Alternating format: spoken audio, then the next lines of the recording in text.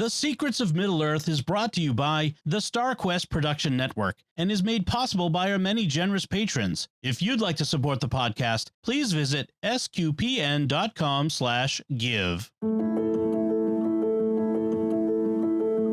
Hi, everyone. You're listening to The Secrets of Middle-earth, where we discuss the hidden themes and deeper layers found in the works of J.R.R. Tolkien, whether in his writings or in any of the media derived from them. Today, we're discussing The Rings of Power, Episode 8, titled Alloyed. I'm Thomas Sanjurjo, and joining me today are Kaitlyn Facista. Hi, Kaitlyn. Hi, how's it going? It's going all right. Thomas Salerno. Hi, Thomas. Hey there, Thomas. And Jeff Haecker. Hey, Thomas. Hey, Jeff. So before we get started tonight, I just wanted to talk about the future of this panel and the podcast. If you're worried that after this episode we might just disappear for an age, don't fret. We're planning on talking a lot more Tolkien while we wait for season 2.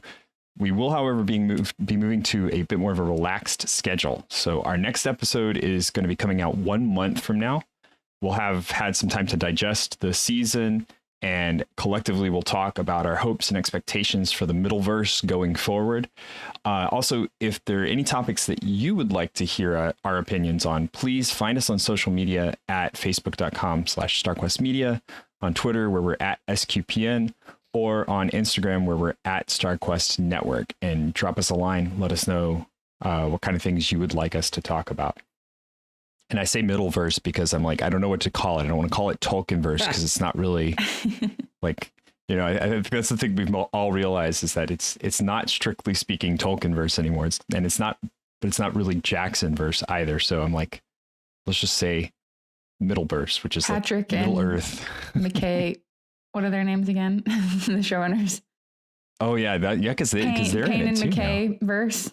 There you go. And it's I think it's a lot of hands in it. So, you know, rather than just saying, so we'll just call it it's the Middle Earth verse. There, done. Bing. So we got some feedback this week that I think it's definitely worth bringing up. We had one commenter, Robert Willows, that says he feels like we're doing too much comparison to the lore. He's apologized because no show or movie will ever be what you want in the lore, because a book can't be transferred to TV or movies exactly like the book. He'd be interested more in the podcast if we just talked a bit more about what was going on and had some theories of what's going on using the lore in Peter Jackson movies strictly as reference material. So I think this episode kind of puts that into perspective for us. I mean, for me personally, I'm just kind of like, I'm along for the ride at this point. I think they're doing a great job, and I'm really interested in what the show is going to be doing going forward. How about you guys? I definitely feel like there's a balance that we want to hit between talking about the show itself and talking about the works that it is striving to be derived from. So definitely something to keep in mind as we're going forward. Mm-hmm. Yeah, I agree. I think it is good to not, overload, listeners who might be new with like too much of the lore. One, because we want them to discover that for themselves. Right. And two, because it can be very confusing if you're not in the know. But I think so far we've largely hit a good balance with that. But, there's always room for improvement and stuff. Yeah, I think a lot of it we've been steeped in the lore. And so coming into the show, that's all the reference that we have. Whereas now we got a whole season under our belt, and we're going to be going back to who these characters are in this framework that they've set up. And that'll be interesting. I think it'll be really interesting to see where they take them from here. And I feel like that's kind of what they wanted to do with this season, and where this last episode kind of wraps that all up and puts a bow on it. So we have one more comment from C.R. Nugent, who says that he likes how they solved it. We're going to talk more about what they solved. He was glad that Sauron is who it was, so that we can stop the shipping speculation. Yes. Which is a good point. And he's looking forward to the rest of that storyline playing out as well. Then I think some of the other stuff that he brings up is really interesting. He talks about he asks if we started clapping like he did when the Meteor Man was revealed to be one of the Blue Wizards, which is, I think, the assumption that we're all running with here. He's definitely a wizard. Yes. So we'll get into that. We'll get into that speculation because I think there's some deeper speculation that's still laying in that one there. He also asks the question, and this was an interesting one that I have looked up and tried to figure out an answer to. He asks, how come Finrod's dagger and Galadriel's sword don't glow when orcs are around? I saw that comment, and I thought that only blades forged in Gondolin glowed blue when orcs are close. That was my impression from reading The Hobbit, and that's kind of what I've gone with. So I don't think all elven blades glow like that. I think that technology that was specifically invented in Gondolin, where they're a secret city, they're hidden from the orcs, so you need to know if orcs are around or the city's being snuck up on. Right. Yeah, and I think and the three blades that we see in the Lord of the Rings, or that we see specifically in The Hobbit, and then through the Lord of the Rings movies or the Lord of the Rings stories, is also they're all three Gondolin swords. That was the point that was made. So I think there's also some commentary on that in the movies too, because Sting is the only sword that we ever actually see glow, and in the movies. So there is precedent even inside of the visual representations of elvish blades that even those three blades don't always glow. Right. So you could headcanon that their blades were forged in Valinor before there were orcs, so they didn't need to glow at the time. That's true. That's a good point. Mm-hmm. That's a really good point too. Yeah, smart. Yeah. So that's it for the feedback. But again, we would love to hear from you what your thoughts on the whole series were, what you would like for us to look into going forward. The interaction from our audience has been fantastic, and we've been really loving it and getting a lot out of the comments that you guys have been sending our way after watching the episodes as well. Okay, so before we start this one, thoughts on this final episode. How did you guys feel going into it, coming out of it, maybe after a second watch? Jeff, let's start with you. Yeah, I really enjoyed the finale. The speculations and our meters were wrong, as we'll get into, but overall I enjoyed it. I think I was a little disappointed we didn't see some. I wish it had been a little bit longer and we had gotten checked in with some of the other storylines. Like, we didn't check in with Khazad-dûm at all. We didn't check in with the Southlands at all. So that was, I would have preferred that, but that's just more of a preference. But for what they decided to do with it and then the story they told in this episode, I thought it was great. It looked really, I liked the crafting that we saw. So I really enjoyed it. Thomas, how about you? Yeah, I went into this episode nervous because, it's a season finale. I wasn't sure how they were going to wrap this all up. I knew that they had to reveal Sauron in this episode. I even thought that we would go the whole season without seeing any Rings of Power, even though the show is called Rings of Power. So I was a little trepidatious about that. Overall, on the first viewing, I did like it. But I liked it even more watching it a second time because there was no sort of undercurrent of nervousness or dread about what was going to happen. I already knew what was going to happen. So I liked the reveal more the second time I watched it because I knew it was coming. And I think kind of they wrapped it all up nicely. And I noticed, in fact, that they wrapped it up in a way that if they didn't know they were getting a season 2, they kind of ended it on a place where if the show had gotten canceled for some reason, they had told a sort of mostly complete story. And ended with, the forging of the 3 rings of the elves and Sauron getting his hands on Mordor, apparently. So I liked that. But, we know we're getting more of this. So now I'm just even more excited to see what season 2 is going to show us. Definitely. Kayla, how about you? I agree with you guys. I really enjoyed it. I do feel like it was a little bit rushed. Like it really felt like there should have been 10 episodes this season instead of just 8. And it felt like they were trying to keep the reveal so secret that they had to cram it all into one episode. I think if they would have been able to kind of draw it out a little bit more, it would have been more satisfying in the end. But I do think it was a good ending, and it did leave me excited for next season. Yeah, I'm intrigued. I want to go back and watch the whole season again, which I think is the mark of an excellent show, right? That especially if you know they're going to have a twist ending and kind of a reveal like this, to want to go back and watch the whole thing with that context, that means they did it well. That's at least in my opinion. I think that's an indicator that like, oh, okay, this was good enough that I feel like going back and giving it a rewatch is worthwhile. So that's kind of where I came into it. I came into it with pretty high expectations, and I feel like they met them. They really did. They surprised me. Obviously, our opinion has been well stated and recorded through the series of this podcast.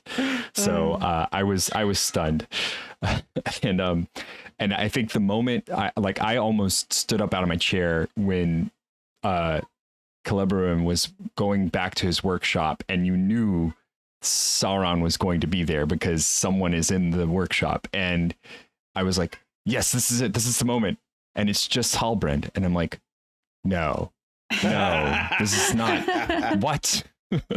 Yeah. And then they give the line that for anyone who's following the lore, right? We're looking for the gift, right? We're looking for Anatar, and he says, consider it a gift, and it's like, that's the one. No, that's it. Yes. Yeah. Okay, Even after that, I held on to a shred of doubt because I was like, wait a minute. The three rings were not made under the influence of Sauron in the lore. And so I'm like, so if Halbrand's here, he can't be Sauron himself. Maybe he is some sort of servitor or like, emissary of Sauron. So I held on to that shred of doubt until, Galadriel starts investigating stuff. Mm-hmm. And then I'm like, okay, no, he's actually Sauron. And then they explain how he didn't actually aid in the actual forging of the three rings, but he helped kind of give them the ideas that led to that technology. But, even after he says the gift thing,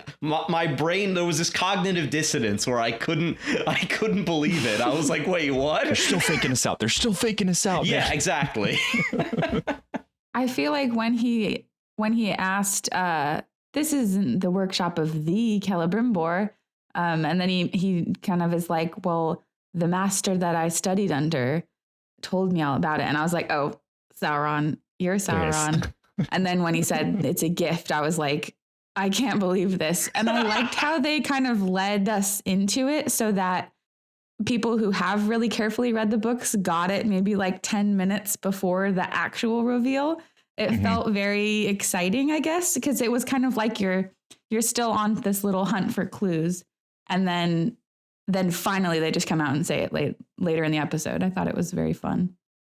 Yeah. I thought the actor did a fantastic job, actually, not only of kind of like sort of, keeping us convinced that he wasn't who he ends up being. But once he's sort of in Sauron mode, he does a terrific job of transitioning to just being exactly as I imagine Sauron would act in these situations, and the sort of things he would say, and then just the tone of his voice. And I'm just like, this actor is doing a spectacular job of portraying a human form Sauron, the great deceiver, the tempter. I just thought I'm blanking on the actor's name, but kudos to him. He did a terrific job. Charlie Vickers. Right. Yeah, exactly. Yeah. Mm-hmm. And I feel like too, the use, because there have been there's been some discussion about all of the Easter eggs that get thrown in. And I feel like this was one of the best Easter eggs that they had, was in the discussion that he's having with Galadriel, where he tells her that she could be the queen. Right. But the way that he's telling her, it echoes that moment that she has later with Frodo when she's, when she's saying, you would have me be a queen and loved by all. And you see that shadow arise in the way that he's talking about it. And it was chilling, like that whole passage that he takes with her in exploring kind of what his vision for Middle Earth is. Yeah. When he said, oh my God, what was his line? Actually, he says, no, where is it? I have it in my notes here somewhere. I have been awake since before the breaking of the first silence. In that time, I've had many names. I got chills when he said that. Mm-hmm. He did such a good job. I think that was one of my favorite lines from the whole season. Yeah. Because it was so steeped in Tolkien too. Yeah. And it was so accurate, which was it was nice to kind of have a moment of accuracy. And it was just so perfectly done and delivered. Like, it was so good. All right. So without further ado, let's go through and we'll, since we've been talking about it, let's go and talk about the episode as it's been coming up. So Jeff did another great rundown for this episode. Jeff, do you mind if I read it this time? Yeah. All right, so we're just gonna run through the episode here. We have Galadriel and Halbrand arrive at Eregion, where he recovers from his flesh wound, thanks to the elvish medicine. And Halbrand meets Celebrimbor and advises him to use other metal to make the mithril go farther, saying it's a gift of an idea. While Gil-galad orders everyone to prepare to leave Middle-earth, giving them 3 weeks to make the mithril guffin. And Galadriel decides to fact check herself at the archives. Yeah, I like the MacGuffin part there. That's definitely what was happening.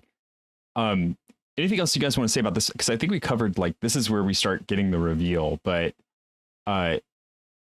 it was intriguing that he did recover from his wounds so quickly. And I wonder if that's just him being Sauron, and why that wouldn't have given everyone else the hey, this is not okay. That a human should not recover from this level of a wound so quickly. It's possible that there was some kind of time that had passed. I want to go back and watch the battle scene and see kind of if you see where he got injured, or see if you actually see him take a spear. I don't think you do. So I kind of want to just go back and look at that. Like we said, I want to rewatch the whole season, but yeah, I knew I didn't really chime in on it, but yeah, as soon as he said it's a gift, I was like, my Sauron meter went, 11 out of 10. It's him. So and then I thought it was just kind of funny how all of a sudden Galadriel was saying, she started having a doubt of maybe I should fact check this, what I've based my entire mission on, and see if there is any actual knowledge or any information on this, because she just kind of was like, oh, you have this thing and this sign and it's the sign of the kings, and it harkens back a little bit to that the scrap of paper that she finds in the library in Numenor, and it's that looks like a plant. That was my thought at the time too. And so I'm very, very solidly feeling that for sure now. That was the kind of thing that you allow a scout to escape with, right? I also thought it was interesting. I went and rewatched, I think it was episode 3, when she finds that scroll and she brings it to Halbrand, and the way that he looks at the scroll before he knows what's on it, you can see in his eyes that he's like, oh no, what is this? And then he opens the scroll and there's this relief of oh, she didn't find out. She thinks I'm something completely different. And I thought that was a really fun moment to see going back on it. Yeah. And that's the kind of stuff that I want to go back and watch the series for. Yeah. It's funny because she was almost trying to talk him out of, he was trying to talk her out of the fact that he was the king. And he even tells her later that, oh, I wanted to remain in Numenor. So he was but he just kind of was like, oh, here's this path to power that I could maybe follow. And she's one of the high elves. So maybe she'll get me what I need. So. Yeah. And that's, we talked a lot about that in my house too, that he's an opportunist, right? He had a plan. I'm not sure what it was, because he was on this raft in the middle of the ocean. Maybe he was trying to go to Valinor himself. I don't know, or get to Numenor. Just that was his objective, was to try and get to Numenor. But he's an opportunist, right? So this other opportunity presented itself, and then he ended up in Numenor, and he was like, oh, this is great, I'll just stay here. And then the opportunity presented itself for him to go back to Middle Earth. It's kind of I wasn't going to do that yet, but okay, I guess I'll do that. So yeah, it's interesting to see Sauron in sort of a different light, right? Where he's between jobs right now. So he's like throwing his resume out to anything that'll take him. I feel like he began to see Galadriel as kind of a door into regaining his power. And so he decided to go with her because he thought it might be a great opportunity. But maybe he was intending to stay in Numenor for a lot longer for some kind of reason. Maybe he thought he could bring about Numenor's downfall earlier than what might happen later. And I think we have to be clear there too. Like his concept is not to bring the downfall of Numenor so much as it is to raise a rebellion against the Valinor and to go back and retake, the West. And I think he has the hubris to feel like he could do that given the right situations. And so, because we have the hindsight's 2020, right? and we know what ends up happening, but that like the fall of Numenor is a big deal because even the Valar are like, yeah, we can't do anything about this. We need the big guy in on this one. Yeah, and I think it's almost like for him, Numenor was like a kind of, because he clearly had developed, we learned in the earlier on in the season, that whole thing where he's trying to get, Mordor in place. He had that contingency plan for when Morgoth's defeated, but then Adar, knocks him off and kind of takes over that whole scheme. So it's almost like maybe for him going to Numenor is like a backup of the backup plan.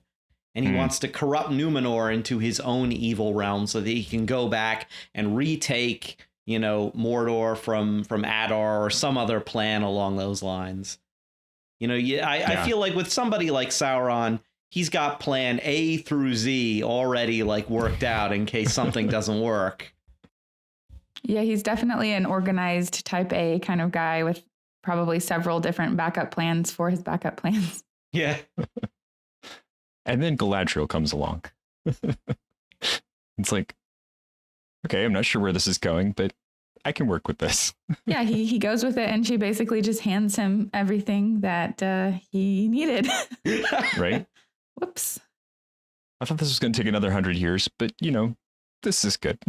3 weeks? Okay, I can do 3 weeks. Has anyone heard it if in any of the actor interviews? Well, they'll be giving more now, I assume, now that the season's over. But I wonder if the fact that Halbrand was Sauron was even kept from some of the principal actors. So that I think it was. I remember reading that for a long time, the only two cast members who knew were Morvith and Charlie. And I know that most of them hadn't seen the finale. So I think they kept it pretty secret. Because like, if that's the case, then it would make those characters wouldn't kind of give away any tells that they were kind of in the know. They would do a better job of acting against this character who's hiding something if the actor didn't know that character is hiding something. Either that or you tell everyone, maybe you're Sauron. Oh, yeah. That would get Could confusing. be any of us. Could be anyone. It gives a much more sinister acting to everyone else, right?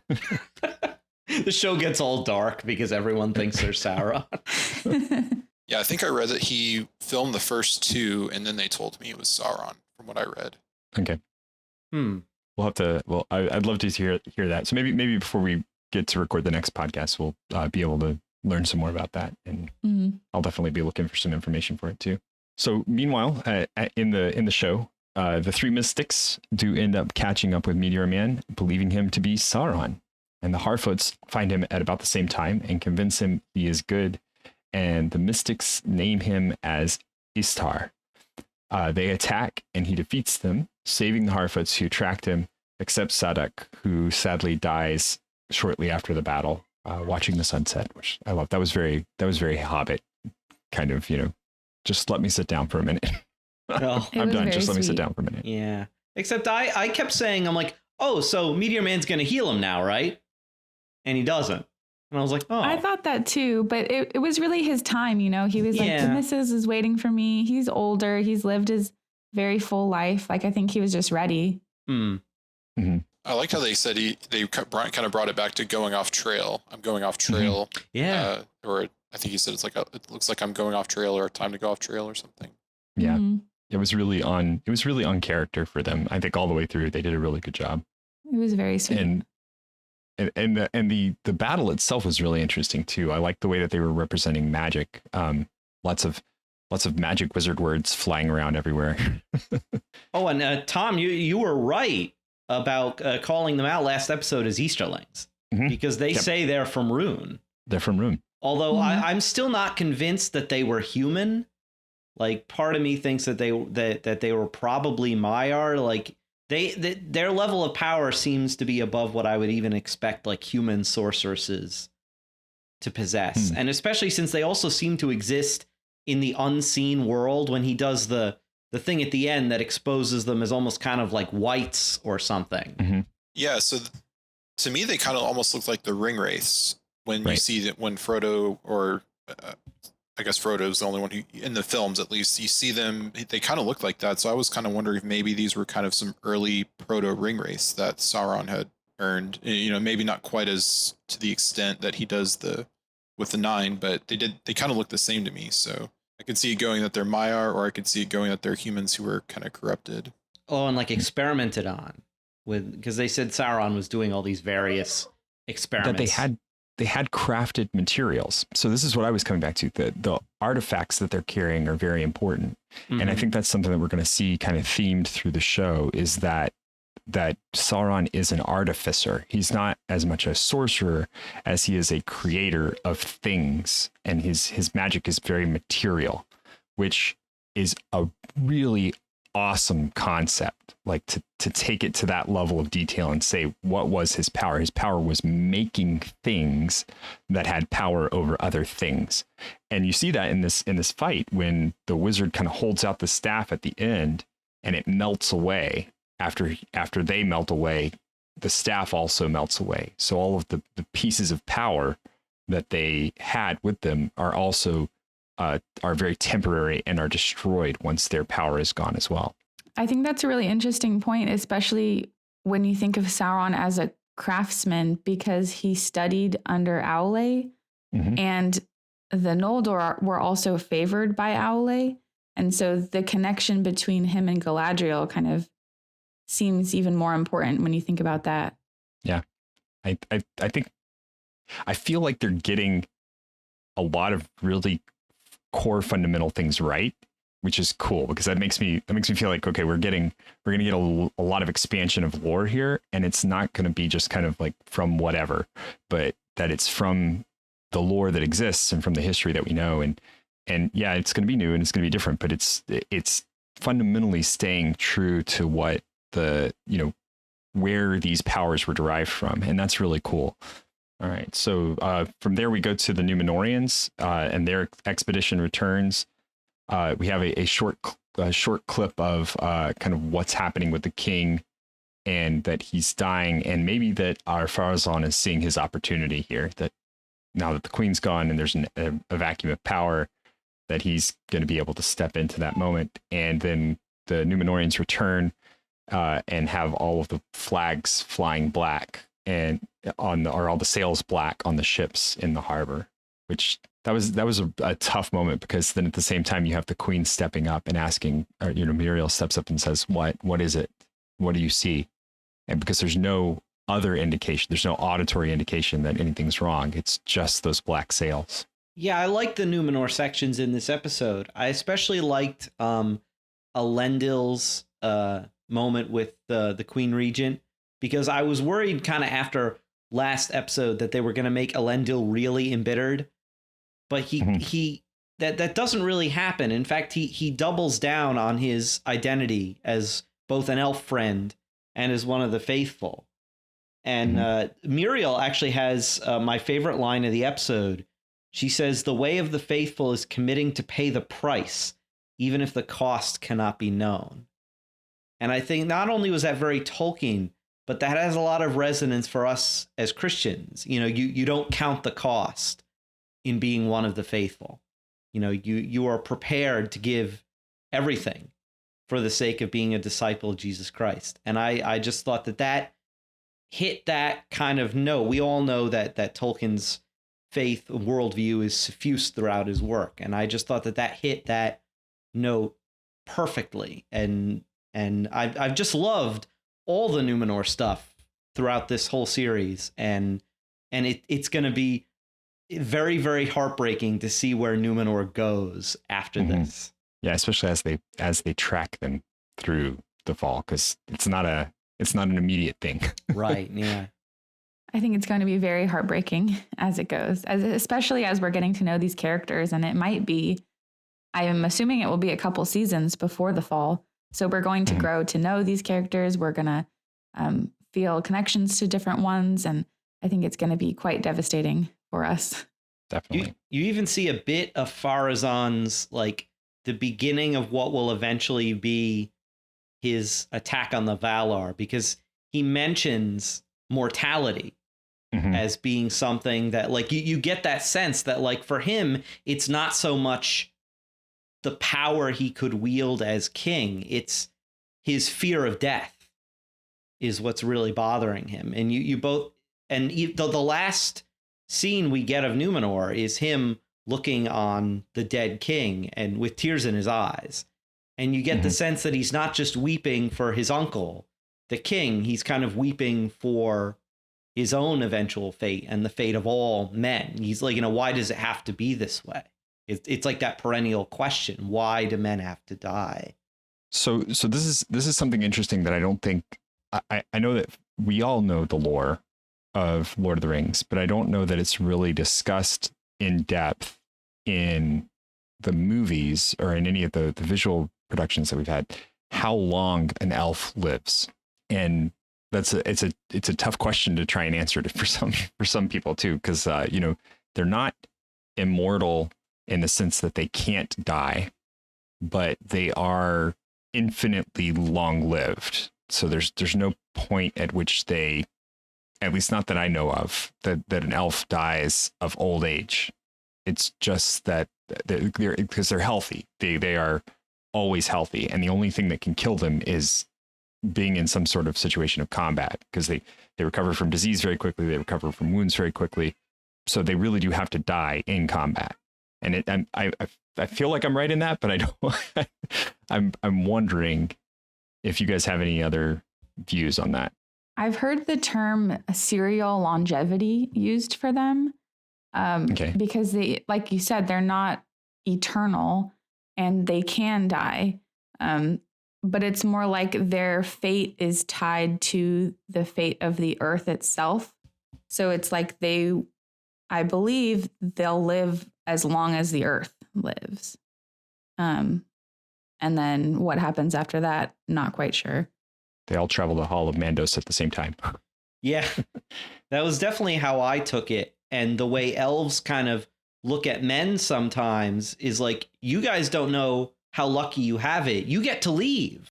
Because even when elves die in combat, they don't leave this physical dimension. They go to the halls of Mandos where they wait until presumably the end of time.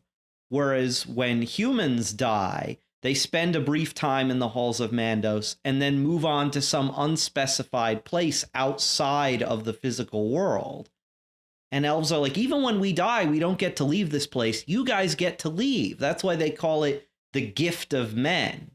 But from, a man's limited perspective, it seems like, oh, well, the elves have everything better. They live forever. They can have all these experiences and stuff. So you really get, I hope they play on the kind of two different perspectives and worldviews of the two different races in terms of death and mortality. Yeah, what I've kind of read about it is it's almost like the men are being taken to their, kind of how we as Catholics view our concept of heaven is they're being taken to Iluvatar to dwell with him. As far as we know, the men are being set aside and taken up to be with Iluvatar. And and beyond that, again, we don't know, just like we don't know the fate of the elves. So, yeah, definitely an interesting kind of counterpoint there in terms of the elves, because yeah, I think I want to say Cardon is one of the longest lived elves in Middle Earth, and I believe he was from Amon and he came to Middle Earth, but he's one of the last to leave. So he basically was there for all ages of Middle Earth. So before he left, which I did on that, I think I did read that Cardon is cast for season 2. So yeah, I heard that. That's good, because I was disappointed we didn't see him this season. I'm really excited, and I hope he has an awesome beard. Yes, that's right. He's one of the few elves to have a beard. Yeah, so they better make it a great beard. Gotta be impressive. I just hope they don't make him look like Santa Claus. I think that'll be a little tricky. It's funny because when my brother and I were watching this episode, when the King of Numenor passes, I made this crack where I was like, Santa Claus is dead. Yeah, I think that's a challenge you're going to have when you have any character with a big, long white beard. Trying to make him not look like Santa Claus. Yep. Well, and I think you could probably, I don't know, with the way they've cast the elves so far, you could probably get away with it with just not like a crazy long beard, not like a dwarf style beard, but just like a beard that he's proud of and that he's taken care of. So it just needs to look good, right? Yeah. Well, yes. Yeah. Yeah. The pictures or the artist, renderings of Cardon I've seen, he's kind of got like a nicely trimmed beard. So kind of like I'm thinking of kind of like Aragorn or, Boromir, that kind of like a nicely trimmed, like maybe a little longer, but more gray, but clean. Yeah. I'm excited to see their interpretation of Círdan for sure. He's had tens of thousands of years to perfect the art of trimming facial hair. So it's got to look impressive, man. It's got to look like really good. It's gonna put dwarves to shame, not because it's like so a bonsai big, tree, it's so amazing. Yeah, there you go. Yeah. Like a bonsai. The perfect beard. It's like a bonsai tree where you clip one hair at a time and let it grow for years or decades or centuries. Yes, he has time. So back in Eregion, we see the attempts to bond the Mithril are failing. Halbrand offers more ideas, but they're all of them deceived. Galadriel learns the line of Southland kings had been broken and that it was Halbrand all along. Halbrand admits he is Sauron and proposes that Galadriel join him to rule the world. She rejects him. Halbrand escapes, and along with Elrond and Celebrimbor, the three decide that they need to split the Mithril into 3 objects rather than just 2 to be able to save the elves. So yeah, we've talked through this segment a bit, but man, it was great.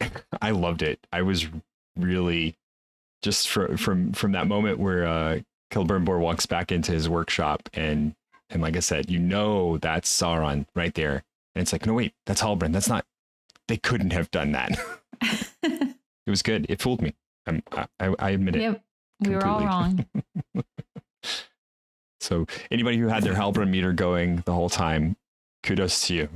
I just thought it was too obvious. I thought they were trying to outsmart us by misleading us because there were so many little red flags where you were like, yeah, that's Sauron.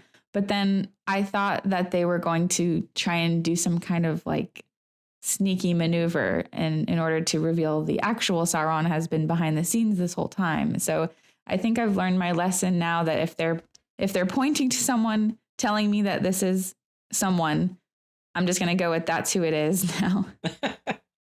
See, now that's how they're going to fool you for season 2. They're going to this is just never ending. I don't know that they have much more. There's not much more to reveal. I don't think. I think like this was the big card that they were holding back, and I really feel like they did a good job with it. I feel like they were obvious enough for you to catch the signs early, but then at the same time, not obvious enough that we were like, well, duh, that's obviously Sauron. We questioned it the whole time through. So, I like it. And going back through, like, there's just a few scenes that make so much more sense knowing that he's Sauron, like the scene where they're in the prison together in Numenor and he's giving her advice about how to be diplomatic. And it's like, seriously, dude, you're a human from nowhere and you're giving an elf advice about how to be diplomatic. Well, no, he's a Maiar who's been around from ages preceding even her. So yeah, he knows a thing or two.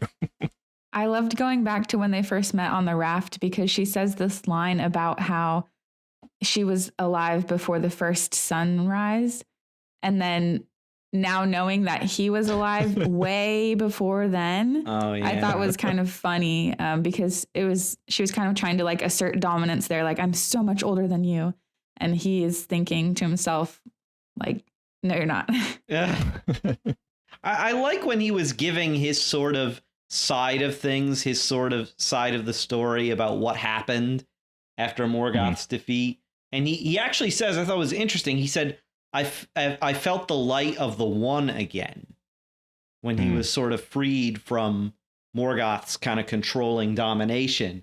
But then he says that, you know, I knew that to be forgiven, I would have to go around Middle Earth and heal things. And I started yelling at the TV. I was like, no, I'm like, you know what you were supposed to do to be forgiven. Eonwë told you. You had to go back and face the judgment of the Valar and get your just desserts. You completely skipped bail, did not show up at your court hearing.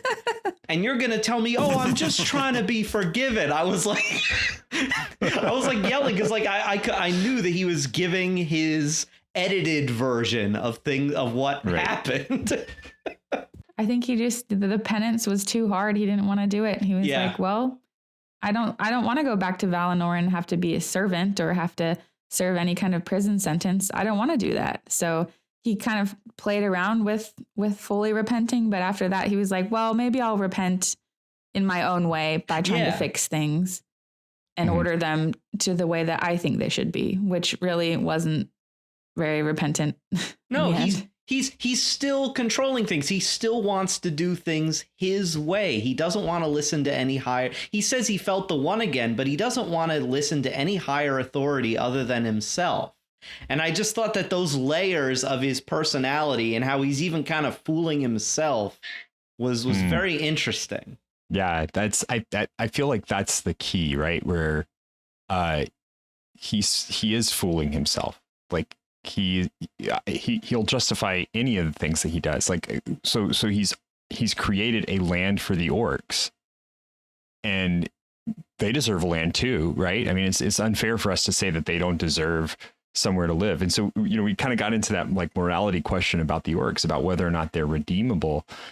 And you see here someone who is in that same kind of vein where he's completely thrown himself into his will is perfect. His personal will is perfect. And that's and it's not that he doesn't, even barring the repentance side of things, nobody has perfect vision of what's going to happen. So you have to at some point stop and say, maybe I was wrong about that, and change course, you know.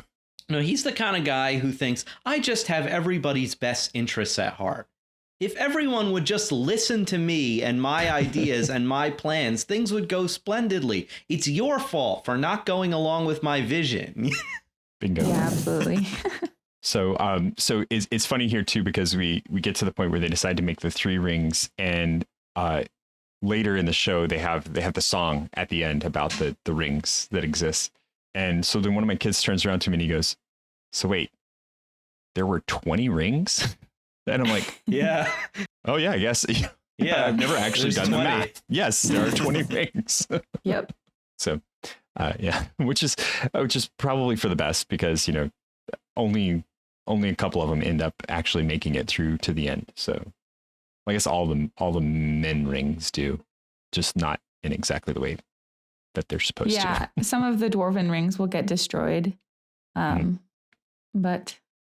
Well, I hope we get to see that. That would be fun. I know. That would be really cool. Right. There are so many different like aspects of the story that they could really explore more deeply. And I really hope they do. Just little things like that. Well, because I mean, I know that some of the rings were destroyed by dragons. Yeah. And so, but we don't have those tails. Like, they're not really. So that's kind of free reign for them to do whatever they want with those. Yeah, Which I is would love cool. some dragons. That would be very fun. Yeah, no kidding. Let's go. Or that's the spin-off show of this. Right? Yeah, they could do a whole spin-off show on the War of the Dwarves and Dragons, which is from what I believe that's where at least 3 of the dwarven rings end up, or 4 of them end up being destroyed. Mhm. Oh, that would be cool. Man, with the way they've been treating the dwarves so far, okay, yeah. Like dwarves versus dragons. What's not to love about that? That's Yeah. Let's have less Harfoots, more dwarves with dragons. I'm in. All right, so save some of this for the follow-up episode. Oh, right. Yeah. Of course. Yeah. But definitely, let's talk more about that. More about that kind of stuff for the follow-up episode for sure. So we get back to the last bit of the Harfoot's story where Nori decides to leave with Meteor Man, and we get the line that is, I think, driving everybody nuts about who exactly Meteor Man is, where he kind of turns around and sniffs the air and tells Nori, when in doubt, follow your nose, and they go off together on a journey to Rune. So let's talk about this. Yeah, we need to talk about this. He mentions that he is a wizard. He mentions that he is an Istar, a wise one, and then a wizard. Like, he does actually say the word wizard. I don't think this line connects him as directly to Gandalf as a lot of people seem to think. So I'm going to open that. Why I'm going to open with that that statement. I mean, that's a direct line from the movies. So It is. with everything they've been pulling from the movies, it kind of implies, I would say, I feel 80% sure that he's supposed to be Gandalf, or at least they want us to think he's Gandalf, which brings me back to my Halbrand See? problem of when they want you to think something, what does it mean? That's how they're going to fool you with this guy. I know, it's driving me crazy. I don't want to wait 2 more years to figure this out. No, the only thing that still sticks with me that makes me think he might not be Gandalf is the fact that when, I think it's in the book, The Two Towers, when Faramir remembers Gandalf telling him his various names. And he's got a name in the north, a name in the west, in the south, in a name from Valinor. And then he says, to the east I go not. He's like, I have no name in the east in Rune because I've never been there. So that's the one thing that makes me think, well, then maybe he's not Gandalf, unless they're just going to paper over that and just ignore it. But it's funny because during the whole goodbye sequence, when all the hobbits are saying goodbye to Nori and they're unpacking all this stuff and they're getting ready to leave, I'm like, does not one of you have a blue coat that you could give this guy and confirm that he's a blue wizard? I'm like, I was like, to someone in the background, I'm like, you kind of have a blue coat. Can you give it to the wizard? Or a hat or something. Yeah. So I'm still holding out hope that he's a blue wizard. But yeah, that line was very not to put too fine a point on it, very on the nose. It was another movie callback, which I'm getting very tired of. Yeah. And it was a very puzzling line to use, because if he's not Gandalf, why would you give him a line that's straight out of Gandalf's mouth, unless they're trying to confuse us? So it just felt puzzling. But I'm still holding on to hope that he's not Gandalf. I feel like what they're trying to do is connect Gandalf to him so that everybody has a point of reference. And then they're going to establish that he's a blue wizard. But the thing is that there were 2 blue wizards. And the way they're talked about in the lore is that they're always kind of talked about as a twin pair, right? They were together, and we haven't seen the other one. So, Yeah, this is just one of those things I think we're just going to have to wait another on. meteor Oh, yeah. Oh, yeah. Yeah, season 2 is just this whole same thing over again with a different meteor. Yeah. Just got to follow another set of Harfoots around. Oh, great. Yeah, something I did see, and this is kind of speculation, but it was something from the Tolkien wiki that I looked up. But in the peoples of Middle Earth, which is one of, not one of the canon to works, or it's one of the, kind of appendices, or, one of the, other works that never kind of made it in fully as its own story, was that the Blue Wizards are said to have arrived in the Second Age. So I'm hoping he's a Blue Wizard, because I don't want it to be Gandalf, but they are very being, they're definitely pointing us that way. And I'm kind of like you, Kaitlyn. I'm like, are they pointing us that way because they want us to think it's Gandalf, but it's not really Gandalf? Are they going to do kind of a double, triple turn? Is like, you think it's Gandalf, and so it is, but then it's not. So I don't know. I can't tell if the show is going to be subtle enough to do that, to kind of do more, or if they're just going to be very, very obvious. So, but according to everybody I've talked to, it's either 100% Gandalf or 100% not. So be interesting to finally see that reveal in a couple years. So yeah. It almost feels like some kind of psychological torture that they're doing to us. Like, I can't live like this. At least he's very clearly not Sauron. That's that. Yes, right. He's not. Yeah, he's not evil. That's for sure. And I think since he's going to the east, that's what like that to me is he's one of the Blue Wizards. But so I'm gonna lay it out here too, though, and say this: if it is Gandalf, not really any sweat off of our backs, honestly, because I don't really feel like Gandalf has to be born in the Third Age for it to be like that. The only reason that would be a sticking point is kind of because canon, right? And I feel like the story that they're telling, it doesn't really make that much of a difference if it is Gandalf or not. I think the interesting thing, though, is having Gandalf around this early while Saruman's not would be very odd. It does bother me because the manner in which Gandalf arrives in Middle Earth is also important. So the timing and the actual mode of transportation are so different that kind of worries me, because he's supposed to come on a boat. And the meteor thing is just not anywhere in the stories. And he comes at a specific time for a specific reason in a specific way. So if they're changing so many things about the way that he arrives, it kind of worries me a little bit.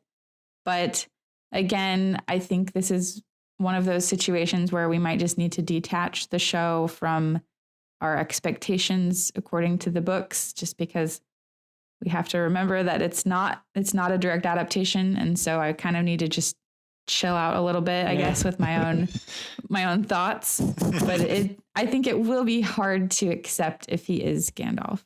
Yeah, I'm kind of doing the same thing. I'm detaching myself. Like, I'm not going to be that person that I was years ago yelling at the Hobbit movies for getting all of the lore of the Witch King wrong. And so I'm just like, I've kind of outgrown that a little bit. So I'm like, okay, in the context of this show, of what they have set up, if he's Gandalf, like, I'm kind of the same thing. I'm like, oh, that's not really how I would have written that. But I'm like, okay, like, it's not egregiously offensive in terms of, it's not upending the spirit of the tale.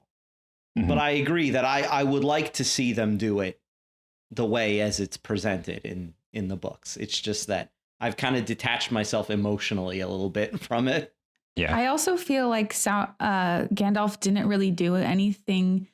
If he was here in the Second Age, he didn't really do anything important. And so if he's there, what's the point? Because we spent so much of the season on this storyline where we could have been spending it developing Numenor, or with the elves, or with anything that had more of a consequence in the bigger story. And so I feel like if he is Gandalf, it almost feels like they just wasted their time trying to create something familiar to bring us in, because they just spent so much time on the story. So I just want to know, what's the point of it? Well, I'm intrigued at what the point is anyway, right? Because even if he's a Blue Wizard and he goes to the east, okay. Yeah, I don't really know. I have some theories about that, but I'm going to save my theories for our wrap up of the season episode, because I have good idea. Yeah.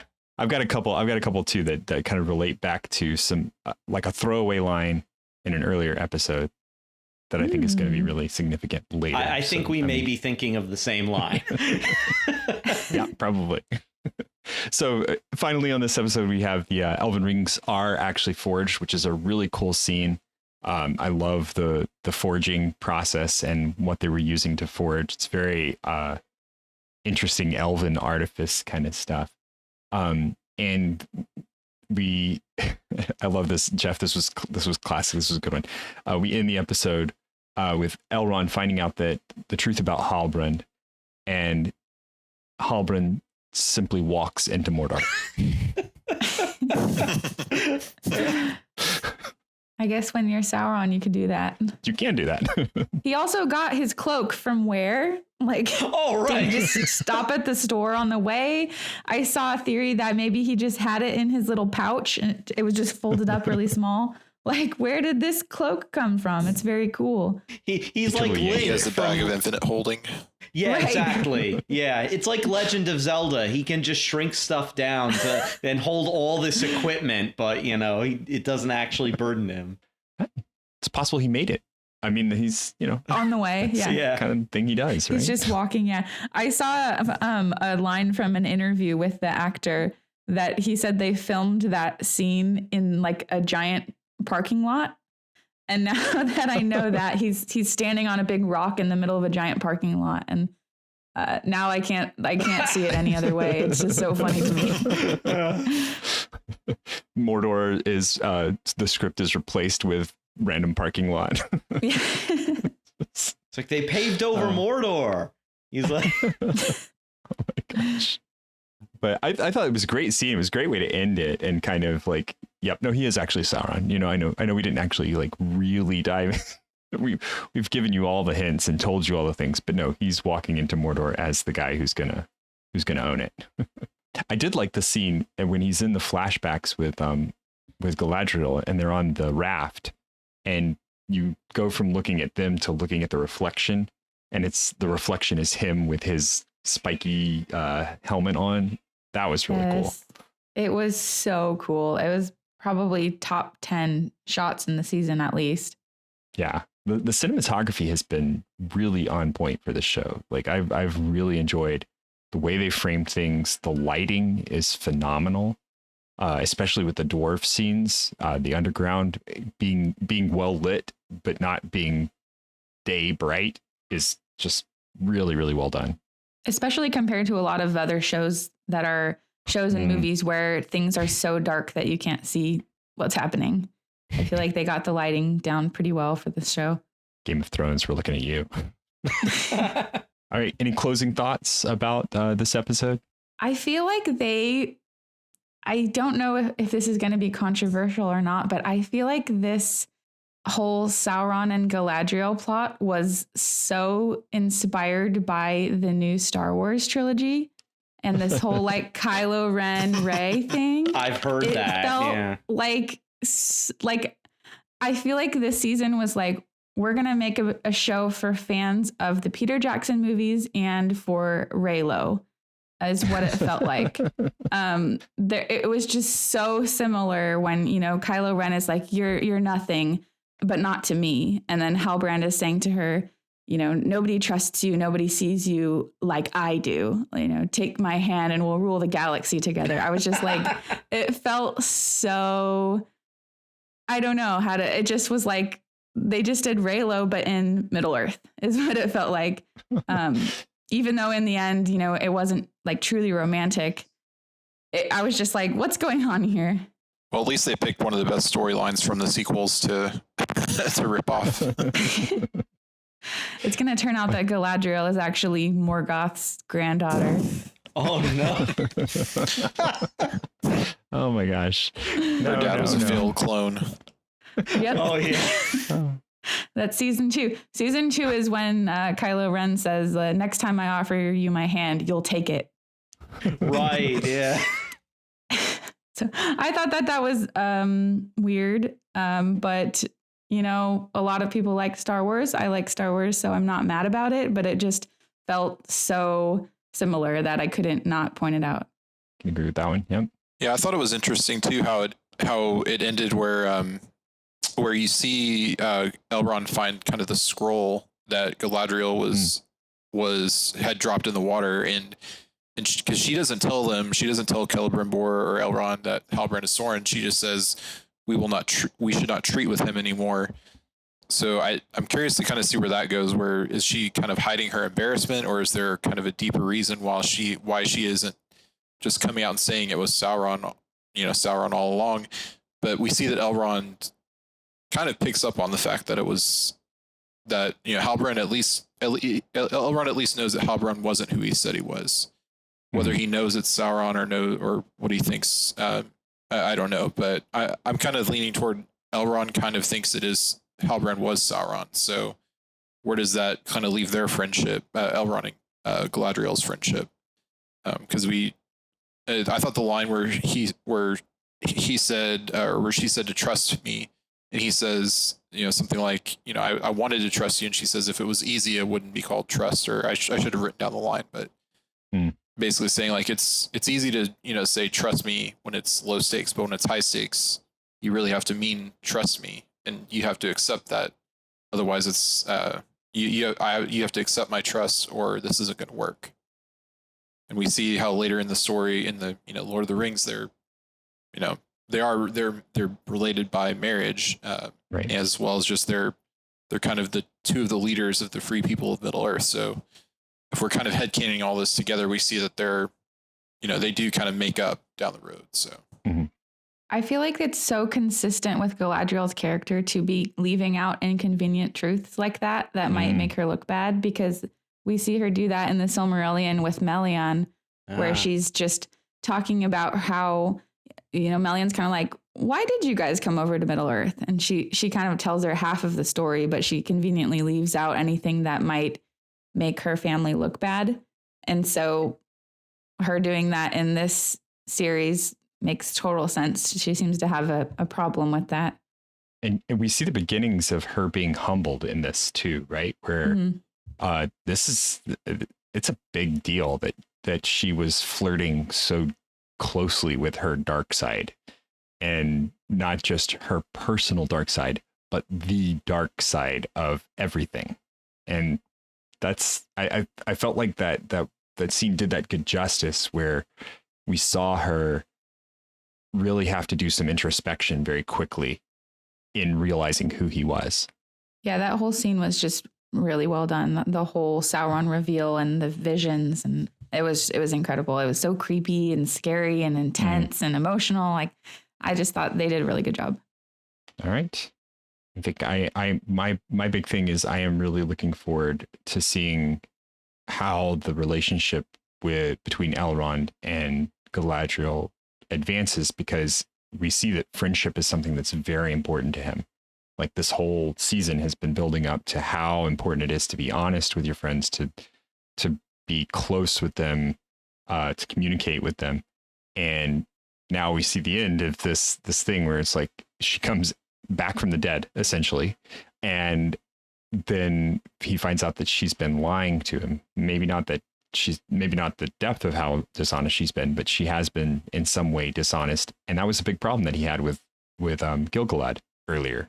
So it'll be interesting to see how he moves forward with repairing these relationships, especially with Gil-galad and her, as they're going to be the three holders of the rings moving forward. So that'll be it from us. We'd like to take a moment to thank our patrons who make it possible for us to create The Secrets of Middle-earth, including Mike P., Eric H., Sean T., and Clayton R. Their generous donations at sqpn.com/give make it possible for us to continue The Secrets of Middle-earth and all the shows here at StarQuest.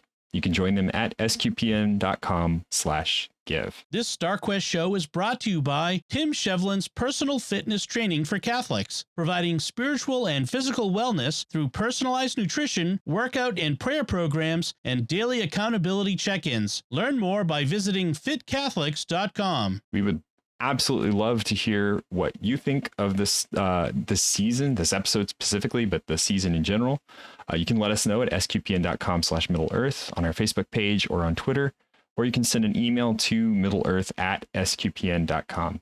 Interestingly, on the show, we've also been getting a lot of comments on our YouTube channel. So if that's a way that you're interacting with us, we'd be more than happy to hear from you there. We do get those into our emails so that we can see them and include them in the show or be able to respond to them.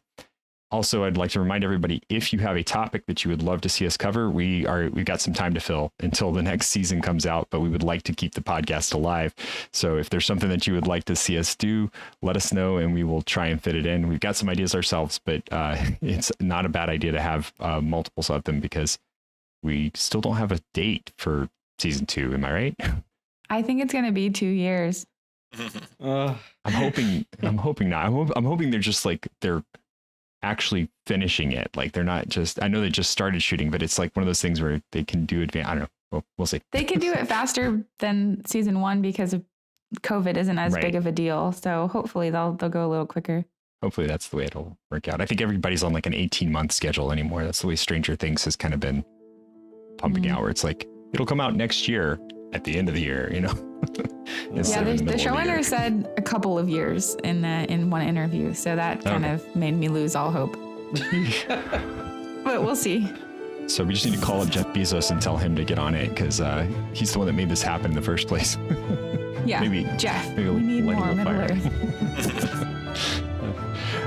So I just wanted to remind everybody we'll be back in 1 month where we will be discussing our broader thoughts on the show, what we hope to see going forward, as well as some of the deeper themes that we're seeing addressed in the Middleverse in general, and maybe more Dwarves and Dragons, because I am 100% behind that idea.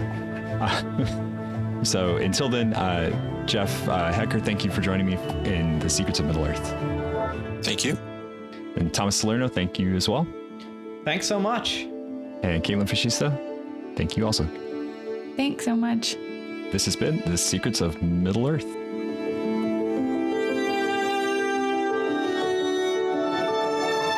Here's another show on the StarQuest Network you're sure to enjoy, Raising the Bets. Find it wherever fine podcasts are found or at sqpn.com/bets. That's BETTS, bets.